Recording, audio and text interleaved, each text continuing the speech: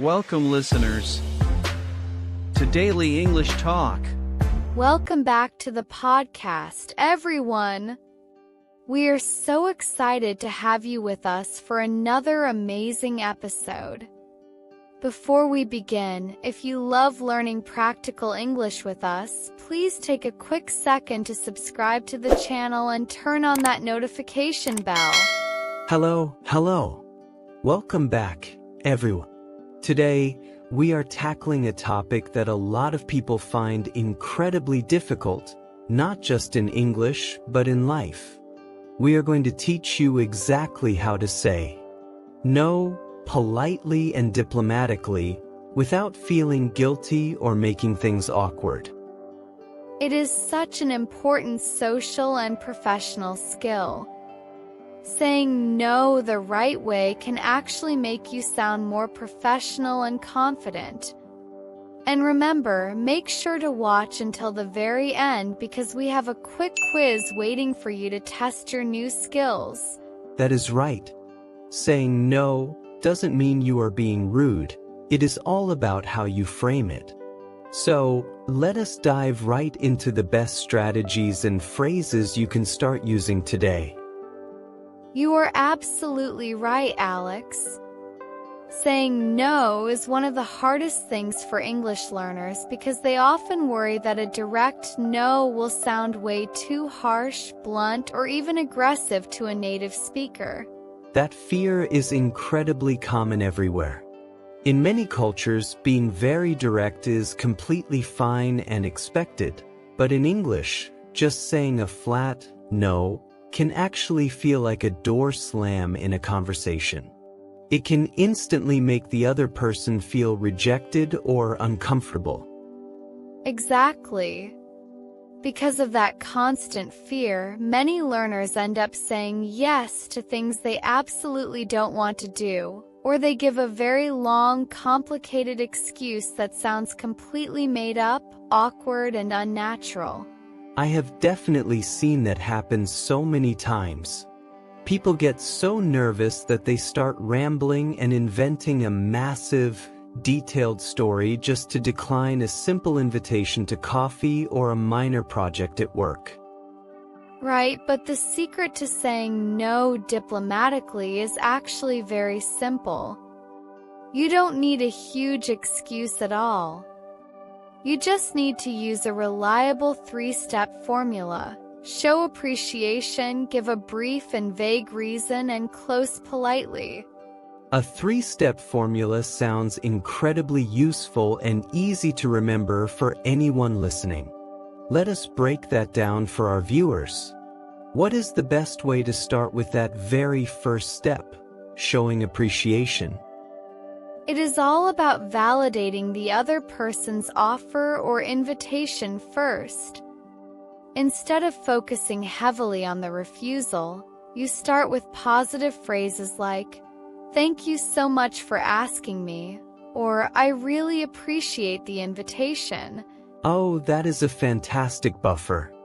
It immediately softens the blow because you are acknowledging their kindness before you deliver the negative answer. It keeps the energy of the conversation very positive. Exactly. It completely changes the whole vibe. Then you move directly to the second step, which is the actual refusal, but you pair it with a very short, vague reason. You don't owe them a detailed life story. That is a huge relief for learners to hear. So, what are some of those short, safe phrases we can use to actually say no without getting into too many deep personal details? You can use incredibly common phrases like, "I would love to, but I have a conflict," or "I wish I could, but I'm completely swamped this week." Swamped is a great idiomatic word that just means very busy. Those phrases are so smooth and natural. They sound very polite because you are expressing a genuine desire to help or join, but simply stating that your schedule or current situation won't allow it. Exactly. And the third step is to just close politely, often by offering an alternative or a warm wish. For example, you can say, maybe next time, or I hope you all have a great time tonight. That formula is absolute gold, Bella. It works perfectly for social invitations, but what about professional settings? Saying no to a coworker or your boss feels much more dangerous and terrifying. In the workplace, diplomacy is everything. You cannot just say you have a conflict and walk away. You need to protect your boundaries while still showing that you are a helpful and dedicated team player. That sounds like a very delicate balance to maintain. If your boss comes to your desk and asks you to take on another project, what is the best professional phrase to use? You should focus on your current workload and priorities. You can say, I would love to help with that, but my plate is completely full with the marketing report right now. Which one should I prioritize? Wow, that is incredibly smart. By asking them which task to prioritize, you are putting the decision back on them, while clearly showing that you are already working hard on important tasks. Exactly. It removes the pressure from you. Another great professional phrase for coworkers is, I can't take that on right now, but I can send you some resources that might help you finish it. I love that because it shows a very helpful attitude. Even though you are saying no to the actual work, you are still offering a small amount of support, so nobody can call you lazy or rude. Exactly, Alex. It is all about being a collaborative team player while still respecting your own time and mental health. Now, let us talk about another very common situation, being asked for a favor by a friend. Oh, that is a tough one. Saying no to a friend can feel deeply personal, and you always worry about hurting their feelings or damaging the friendship over a small refusal. To handle this gently, you can use the soft decline technique. You focus on your current inability rather than a lack of desire. A perfect phrase is, I really wish I could help you out, but I am stretched thin right now. Stretched thin is such a beautiful phrase. It perfectly describes having too many commitments at once. It shows your friend that you truly want to help, but you simply do not have the energy or time. Precisely. And if it is a favor you might be able to help with in the future, you can say, I cannot manage it this week, but I would be happy to take a look at it next Monday if that still works for you. That is an excellent strategy because it leaves the door open. It proves that you are not rejecting them as a person, you are just rejecting the specific timing of their request. Now, let us look at how to say no to sales pitches or street vendors. Sometimes people are very aggressive and English learners feel too polite to just say no and walk away. I see that all the time. Learners will stand there listening to a long sales speech just because they don't know how to interrupt politely. What is the best diplomatic shortcut for that? You just smile, hold up your hand slightly and say, Thank you, but I am not interested today. Keep your tone firm but friendly and keep moving. You do not need to explain why you don't want to buy it. That sounds very powerful and confident. It sets a very clear boundary immediately without being hostile or aggressive in any way. It saves time for both you and the salesperson. Exactly. The most important thing to remember in all of these situations is that no is a complete sentence. You have every right to protect your time, your energy, and your schedule. That is a wonderful reminder. You don't always need a perfect, clever phrase. Just being honest, calm, and polite is more than enough to handle any situation smoothly. Well said, Alex. Once you master these simple diplomatic phrases, you will realize that saying no actually makes people respect your boundaries much more. It is a true superpower. Now let us move on to our vocabulary section for today.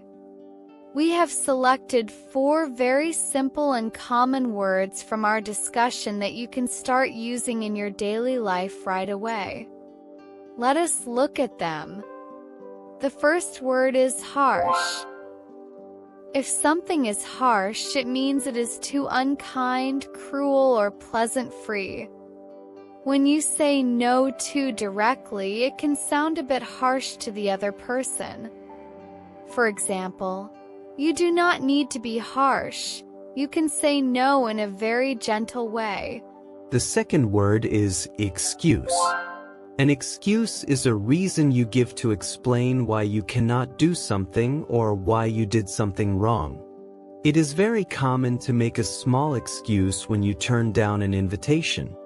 For example, you do not need to invent a long excuse just to say no to a coffee. The third word is busy. This is a word everyone knows, and it simply means having a lot of things to do or working on something. It is the easiest way to explain why you cannot accept a new task. For example, I am really busy with my homework today, so I cannot go to the park. The fourth word is firm. Being firm means being strong, clear, and steady in your choice, without changing your mind, but still remaining completely polite. For example, when a salesperson approaches you, you must give a firm but friendly no. These 4 everyday words, harsh, excuse, busy, and firm, are super easy to use and remember.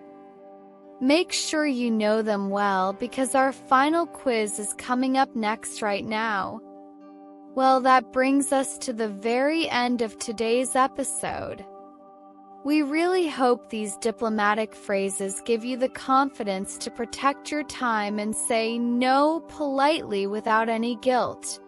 Absolutely. And as we promised at the beginning of the video, it is now time for our quick and fun quiz to test what you have learned today. Bella, let us hear the quiz sentence for our viewers. Here is the sentence. I really want to go to your party, but I am too blank with work this weekend. Now, which simple word fits perfectly in this blank? Is it A, harsh, B, busy, or C, firm? Write your correct answer in the comments below. We are always excited to see who gets it right. And don't forget to also write your own practice sentence using one of the 4 vocabulary words we explained today. Thank you so much for watching and practicing your English with us. If you found this video helpful, please give it a big thumbs up, subscribe to the channel, and turn on that notification bell so you never miss our future episodes. Keep practicing every day, stay confident, and remember that saying no to others often means saying yes to yourself. Have a wonderful day, and we will see you in the next video.